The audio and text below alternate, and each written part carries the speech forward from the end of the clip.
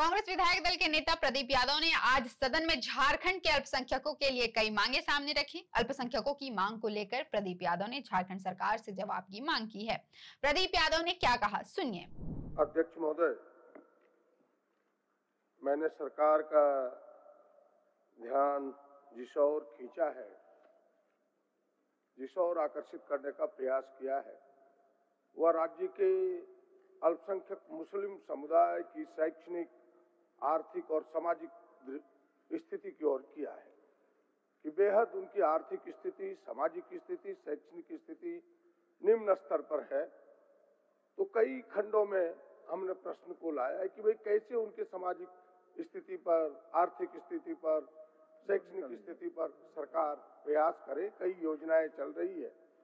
जो पहले खंड है, अध्यक्ष महोदय, सच्चर कमेटी के अनुशंसा के आलोक में 2008-9 में एमएसडीपी प्रारंभ हुआ। इस राज्य में भी प्रारंभ हुआ अध्यक्ष महोदय, लेकिन बड़े दुख के साथ कहना पड़ता है कि विगत 5 वर्षों में एक भी योजना एमएसडीपी से नहीं ली गई। खुद सरकार ने अपने उत्तर में भी माना है कि भाई हमने केवल जो 2020 में ही योजना ली, इसके बाद कोई योजना नहीं दी है। खुद सरकार उत्तर में लिखी है। अध्यक्ष महोदय, अगर उत्तर को आप गौर करें तो कहा कि भाई 19-20 में 153 करोड़ की योजना भारत सरकार द्वारा स्वीकृत की गई, इसके बाद कोई योजना स्वीकृत नहीं की गई। ठीक है, इस योजना का नाम बदल दिया गया है। अभी पीएमजेवीके योजना, प्रधानमंत्री जन विकास कार्यक्रम कहता है, उसमें समाहित है। केवल मैं पहला प्रश्न जानना चाहता हूं। मेरा प्रश्न इसलिए नहीं है कि सरकार अनुत्तर हो, मेरा प्रश्न इसलिए है कि उन अल्पसंख्यक समुदाय के मुसलमानों के दर्द का एहसास हो और उस दर्द का निवारण हो, उसके उस मर्ज की दवा आप दें। इसलिए है, कोई बहादुरी के लिए, कोई अपने लिए यह प्रश्न नहीं है। तो सरकार हमें केवल इतना बताए कि उस एमएसडीपी जो 5 वर्षों में एक योजना आपने नहीं ली, उसके कारण क्या है और 1 रुपया भारत सरकार ने आपको नहीं दिया, इसके फेल्योर और असफलता के कारण क्या है। आखिर इतने पैसे आते तो इतनी योजनाएं ली जाती। अभी भी 2020 के लगभग 1100-1200 योजनाएं लंबित पड़ी है। अध्यक्ष महोदय, चिंता का विषय है, इसलिए इस प्रश्न का मैं उत्तर चाहता हूं। पहला, अध्यक्ष महोदय, सरकार चिंतित है, मैं नहीं कहता कि आप चिंतित नहीं हैं, लेकिन चिंता का फलाफल सामने आए तब तो चिंता के बारे में आपके बारे में सोचे। आप कह दिए हम मीटिंग ना कर सके, क्या यह राज्य के अल्पसंख्यक इतना कह के संतुष्ट हो जाएंगे? उनका दर्द का ये निवारण है, उनके मर्ज की ये दवा है। अगर अध्यक्ष जी आप बता दें कि अगर यह मर्ज की दवा है कि हम इन कारणों से राजनीतिक अस्थिरता के कारण बैठक न कर पाए, तो फिर राज्य की जनता, हम तो उनके प्रतिनिधि बन के, उनकी आवाज बन के आए हैं आपके सामने। ये उत्तर नहीं है। आप गंभीरता दिखाए हैं तो गंभीरता दिखाइए, उसके फलाफल आने चाहिए। 5 वर्षों तक एक काम ना होना, भारत सरकार 1 रुपया ना देना, आपके द्वारा एक योजना का ना भेजना, ये आपके चिंता के साथ आपके अकर्मण्यता को भी दर्शाता है। आप थोड़े तेज करें। और मैं अब अंतिम में आग्रह इतना ही करूंगा इस प्रश्न पर, मैं अगला प्रश्न पूछूं। अब तो इसके अभी कुछ 5 साल को लौटाए नहीं जा सकते जो दिन चले गए, लेकिन इतना तो हो सकता है कि इस बार सरकार, यह जो प्रधानमंत्री, उनका नाम पीएमजेवीके योजना जो पड़ा है, उस योजना के तहत आप जल्दी बैठक करें और आप बेहतर सुविधाएं लेकर के अधिक से अधिक राशि को ले। बस मेरा सुझाव यही होगा, जो 3 तारीख आपने मुकर्रर किया, उस 3 तारीख को बैठक करें ताकि अल्पसंख्यक समुदाय की योजनाएं वहां भेजी जा सके, उनसे पैसे आप ले सके। ये प्रश्न यही पहला खंड होता है। दूसरा जो खंड है अध्यक्ष महोदय, वो मेरा ये है इसमें कि भाई हमने पहले कहा कि शैक्षणिक रूप से पिछड़े हैं, तो first we have to educate them. अगर किसी समाज को आपको विकास करना है तो उसको एजुकेशन देना होगा, एजुकेट करना होगा। अध्यक्ष महोदय, इसीलिए आपने संविधान के आर्टिकल 29, आर्टिकल 23, आर्टिकल 31 को देखे तो अल्पसंख्यकों के लिए विशेष व्यवस्था की गई कि वो अपने धर्म, अपने संस्कृति के अनुसार अपने विद्यालयों को भी खोल सकते हैं, अपने अनुसार कर सकते हैं, और वो काफी छूट है, भारत सरकार उसको भी देती है। अध्यक्ष महोदय, लेकिन मेरे यहाँ हालात क्या है, हमने इसीलिए प्रश्न को 2-3 खंडों में उसका लाया है कि जो हमारे 4400 मदरसे के पद हैं उसमें भी 3712 पद खाली पड़े अध्यक्ष महोदय, और दिन गुजर गए। मात्र इन 25 वर्षों में उर्दू की बहाली एक बार हुई। मेरे पास सारे कागजात है अध्यक्ष महोदय कि 2008 में बहालियां निकली, वो कैंसिल, 2009 में कैंसिल, 2012 में मुश्किल से बहाली हुई वो। और ये 4400 जो पद है अध्यक्ष महोदय, ये बिहार सरकार से हमने लिया है। बिहार सरकार ने जो जनरेट किया पद को, जो स्वीकृत पद था, उसी पद के अगेंस्ट की मैं बात कर रहा हूं। आज ये सीधे कह देते कि उन पदों को हमने मर्ज कर दिया। इनके दो चीजें हैं अध्यक्ष महोदय, मेरे पास दोनों कागजात है। आपने एक तरफ 2023 में संकल्प लिया, वो भी कागजात है मेरे पास, जो सरकार ने खुद संकल्प लिया है अध्यक्ष महोदय कि भाई इन पदों को मर्जर नहीं करेंगे। इन पदों पर हम, ये संकल्प है कि भाई इन पदों को हम योजना से गैर योजना में भेज रहे हैं। एक बार आप योजना से गैर योजना में भेज दिए, आज उन पदों को मर्जर की बात कर रहे हैं। यानी आपकी मंशा नहीं है कि उर्दू शिक्षकों की आप बहाली करें। मैं आपसे कहना चाहता हूं कि भाई उर्दू शिक्षक दो कैटेगरी के 4400 पद मिले थे अध्यक्ष। एक तो 1 से 5 क्लास तक के जो आईए ट्रेंड थे, दूसरा 6 से 8 क्लास तक जो बीए ट्रेंड थे। इसके आलोक में अध्यक्ष महोदय टेट की पास भी किया, उनके बच्चे भी, उनके नौजवान भी खड़े हैं टेट पास करके, आप उनकी भी बहाली नहीं कर पाए हैं। आप सीधे जो टेट पास उर्दू शिक्षक है, आपके पास खाली पड़े पद है, उसकी बहाली करें, पहली मांग है।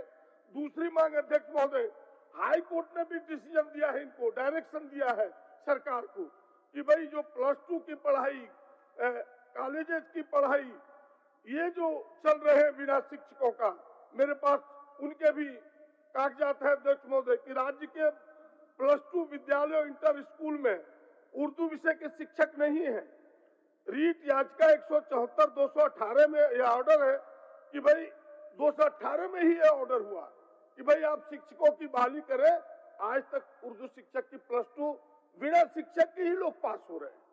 ये चिंता का विषय है अध्यक्ष महोदय। और तीसरा मांग हम शिक्षा में किए हैं कि जिस प्रकार दूसरे जगह जैसे आपके बिहार में उसके लिए उर्दू फारसी अलग, उनके मौलाना हक के नाम पर अलग से यूनिवर्सिटी है, हम भी यहाँ चाहते हैं कि जो लोगों की मांग है, यहाँ भी शेख भिखारी के नाम पर अरबी, फारसी, उर्दू यूनिवर्सिटी खुले, तब शिक्षा का स्तर मदरसों के लिए अलग से बोर्ड बनाए। फिर मदरसों के लिए अगर आप वहां से नहीं कर सकते तो किसी यूनिवर्सिटी को तैयार करें, ताकि उनके बच्चे भी पढ़ लिख के आगे हो। जो बात अभी थोड़ी देर में कमेंट पास कर रहे थे सीपी बाबू, यह दोबारा उनको मौका ना मिले, हम ये काम करें। ये मेरी मांग है आपसे। इन कामों को आप कब तक कर रहे हैं, ये मेरा सीधा प्रश्न है एजुकेशन विभाग। प्रदीप यादव के सवालों का झारखंड सरकार ने जवाब दिया है। प्रदीप यादव के द्वारा पूछे गए सभी प्रश्नों पर राज्य सरकार ने अपनी तरफ से प्रतिक्रिया दी है। माननीय मंत्री जी महोदय, इनका कहना सही है। 19-20 में 153 करोड़ का योजना लिए थे। 21-22 कोरोना काल के चलते बैठक नहीं हो सकी। 2019 चुनाव के पश्चात 5/3/2023 को कमेटी का गठन किया गया। गठन करने के बाद जो राजनीतिक परिस्थिति आई, उसमें हमारे मुख्यमंत्री माननीय हेमंत सोरेन जी को जेल जाना पड़ा। फिर चंपा सोरेन जी मुख्यमंत्री बने, तो फिर से इसका नोटिफिकेशन किया गया। जब तक नोटिफिकेशन चंपा बाबू के मंत्रालय मुख्यमंत्री काल में हुआ, फिर हमारे मुख्यमंत्री माननीय हेमंत सोरेन जी जेल से बाहर आए, फिर वो मुख्यमंत्री बने, फिर हमको नोटिफिकेशन कराना पड़ा। इसके बाद चुनाव आ गया। अभी हम लोग 25/2/2025 को डेट रखे थे इसके मीटिंग का, लेकिन उस दिन इन लोगों ने थोड़ा गलती किया कि जब जान रहे थे कि 25 तारीख को 10:30 बजे 11 बजे ये रखे थे और उस वक्त विधानसभा सत्र चल रहा था, तो अगला डेट जैसे मुझे अभी डिक्लेयर नहीं है, लेकिन हम लोग सोचे हैं कि 3 तारीख को अगला डेट हम लोग रखेंगे। फर्स्ट पाली के बाद उस दिन बजट सत्र है, तो सेकंड पाली खाली हो जाता है, तो सेकंड टाइम में हम लोग इसको रखेंगे। और हम लोग चिंतित हैं, ऐसा बात नहीं है, लेकिन संयोग ऐसा हो जा रहा था कि ये सरकार मुख्यमंत्री चेंज होने के चलते कमेटी को फिर से पुनर्गठन करना पड़ रहा है। माननीय सदस्य ने सारी बातें रखी, बात भी सही है, और हम लोग लगे हुए हैं शिक्षक बहाली में, और मदरसा शिक्षकों को भी हम लोग पेंशन देने का काम कर रहे हैं। हमारी सरकार ने जो 2019 से 24 तक का जो कार्यकाल रहा है, एक मंत्री खड़े हैं, आपको दे रहे हैं, उनको बोलने दीजिए, फिर आप कुछ बोल। आज तक जितना कल्याण विभाग द्वारा काम हुआ है, मुझे लगता है कि पूरे हिंदुस्तान के या पूरे विश्व में इतना काम नहीं हुआ। चाहे कब्रिस्तान घेराबंदी हो, चाहे मदरसा हॉस्टल, 116 मदरसा हॉस्टल हम दिए हैं माननीय हेमंत बाबू के कार्यकाल में, उनके आदेश से ये हुआ है। और जहाँ तक आलिम फाजिल का बात है, ये सही में एक समस्या है जिसको हम लोग अभी फिलहाल रांची यूनिवर्सिटी से जोड़ने का काम कर रहे हैं। और जो उर्दू फारसी के लिए शेख भिखारी अरबी फारसी उर्दू विश्वविद्यालय स्थापित करने का बात कर रहे हैं, इस पर भी हम लोग काम करेंगे। ये इस तरह उर्दू फारसी ऐसे नहीं होता है, डायरेक्ट शेख भिखारी विश्वविद्यालय होगा, उसमें उर्दू फारसी ये लफ्ज नहीं होगा। तीसरी बात, जो इन्होंने मदरसा बोर्ड के लिए कहा गया है, वो प्रक्रिया में है। सारे कागजात हम लोग बिहार से और उड़ीसा से और बंगाल से मंगा चुके हैं। बहुत जल्द हम लोग मदरसा बोर्ड बनाने का काम करेंगे। एक और अभी मदरसा में SPEM, जो आप नहीं पूछे लेकिन बतला देते हैं, जो 2014 से मोदी सरकार जब आई उस वक्त से बंद कर दिया गया था। हम लोग अभी पिछला 14/10/2024 को कैबिनेट में निर्णय लेकर 9 करोड़ रुपया उसमें 5 वर्ष के मानदेय के लिए दिया। आप हो गया प्रदीप बाबू? नहीं, उसके 3 खंड है ना, 3 खंड है, तो नहीं, आखिर पूरे समुदाय की बात है, तीनों खंड के। अच्छा, अंतिम खंड है। केवल इन्होंने बात उठाया, मैं तो उस पर नहीं कहना चाह रहा था। छात्रावास का मंत्री महोदय, आपकी 14 छात्रावास है मुस्लिम समुदाय के नौजवानों के लिए रांची में। जरा कभी टहल के देखिए, और मेरी बात सुन लीजिए पूरी, तब उत्तर दीजिएगा तो बेहतर रहेगा। 3 आपके जिम्मे है, 11 जो है वो निजी संस्थानों के जिम्मे चला गया है। बच्चों से चार्ज लिया जाता है रहने का, आपने फ्री देने का वादा किया है, आपने फ्री के लिए उनके लिए बनाया था।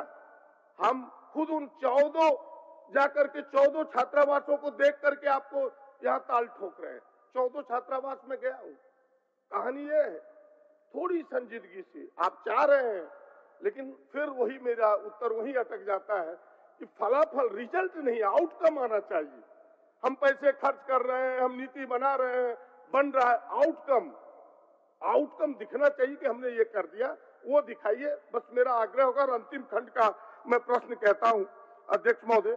अंतिम प्रश्न बड़े ही छोटे हैं, लेकिन ऐसे लोगों के लिए हैं अध्यक्ष महोदय, जो गरीब बुनकर है। 156 कॉर्पोरेटिव सहयोग समितियां चल रही है जो रजिस्टर्ड है अध्यक्ष, 20,000 बुनकर उससे जुड़े हुए हैं। उनकी आर्थिक सहायता की हमने बात कही है कि सरकार उनको आर्थिक सहायता कैसे दे ताकि वो बुनकर अपने पैरों पर खड़ा हो सके। आज पैरों पर हमने कहा कि आप सबको फ्री बिजली देते हैं, इन बुनकरों को क्यों नहीं फ्री बिजली आप देते, ताकि वो आर्थिक मजबूती उनके मिल सके। एक तो ये है अध्यक्ष महोदय, और मेरा अंत में यह है कि उनकी सुरक्षा के लिए आपने, इसी सरकार ने भीड़ हिंसा एवं भीड़ लॉन्चिंग निवारण विधेयक 2021 दिसंबर में पास किया, जिस समय माननीय सीपी बाबू के पूरा गैंग विरोध कर रहे थे, आपने देखा होगा, लेकिन आपने पास कर दिया। अध्यक्ष महोदय, महामहिम राज्यपाल ने 17 मार्च 2022 को आपको लौटा दिया। फिर से सरकार इस बिल को क्यों नहीं विधानसभा में लाई है? ये दोनों मेरे प्रश्न हैं। और उसी में से कि भाई गरीब जो मुस्लिम समुदाय के लोग हैं, उन्हें भी जिस प्रकार आदिवासी दलितों को हम प्रायोरिटी से पट्टा देते हैं, ऐसे समुदायों को भी जमीन का प्रायोरिटी से हम पट्टा दें, ताकि वो भी घर बनाकर शान से जी सके इस राज्य में। ये मेरी मांग है अध्यक्ष महोदय। अध्यक्ष महोदय, अल्पसंख्यक माने सिर्फ मुस्लिम नहीं होता, उसमें क्रिश्चियन भी आते हैं, जैन आते हैं, सिख आते हैं। ये एक जाति को लेकर के बोल रहे हैं। क्रिश्चियन के बारे में भी इनको सोचना चाहिए। और जहाँ तक फ्री बिजली की बात है, वैसा कोई कानून नहीं है हथकरघा में कि हम फ्री बिजली दे सकें। और जमीन देने की बात है, वो भी कहीं इसमें आज तक नहीं हुआ है। जमीन हम लोग भूमिहीन, दिव्यांग और शहीद हुए पुलिसकर्मियों को या उनको देते हैं। आपका प्रस्ताव आया है, हम लोग इसको अभी विभाग में रखेंगे, इसके बाद कैबिनेट ले जाएंगे, कैबिनेट मंजूरी देगा तो हम लोग करेंगे।